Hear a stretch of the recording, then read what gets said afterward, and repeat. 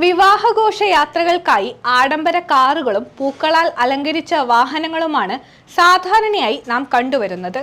എന്നാൽ ചൈനയിലെ അൻഹോയി പ്രവിശ്യയിൽ നടന്ന ഒരു വിവാഹം ഇതിൽ നിന്നെല്ലാം വ്യത്യസ്തമാവുകയാണ്. തന്റെ തൊഴിലിനോടുള്ള ആദര സൂചകമായി 9 സെപ്റ്റിക് ടാങ്ക് ലോറികളുമായാണ് വരൻ പാൻ ഹാവോനാൻ വധുവിനെ കൂട്ടിക്കൊണ്ടുപോകാൻ എത്തിയത്. 30-കാരനായ പാൻ ഹാവോനാൻ ഫിലിം എഡിറ്റിംഗിൽ ബിരുദധാരിയാണ്.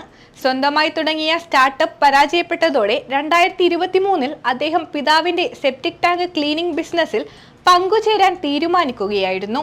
മലിനജല സംസ്കരണ മേഖലയിൽ 20 വർഷത്തിലേറെ പരിചയസമ്പത്തുള്ള തന്റെ പിതാവിനെ സഹായിക്കാൻ പാൻ എത്തിയപ്പോൾ ഈ തൊഴിലിലെ കഷ്ടപ്പാടുകളോർത്ത് മാതാപിതാക്കൾ ആദ്യം എതിർപ്പുകൾ പ്രകടിപ്പിച്ചിരുന്നു.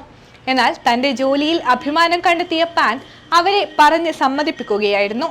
തന്റെ വിവാഹത്തിന് സെപ്റ്റിക് ടാങ്ക് ലോറികൾ ഉപയോഗിക്കണമെന്ന പാനിന്റെ ആഗ്രഹം കേട്ട് വധു ലിയാക്കിങ് അത്ഭുതപ്പെട്ടില്ല. പകരം അവൾ ആ ആശയത്തെ പൂർണ്ണമായും പിന്തുണച്ചു. കഠിനാധ്വാനത്തിലൂടെ പണം സമ്പാദിക്കുന്ന പാനിന്റെ ജോലി മറ്റേതൊരു പ്രൊഫഷനെയും പോലെ മാന്യമാണെന്നും ഈ യാത്ര തനിക്ക് വളരെ മനോഹരമായി തോന്നിയെന്നും ലീ പറഞ്ഞു.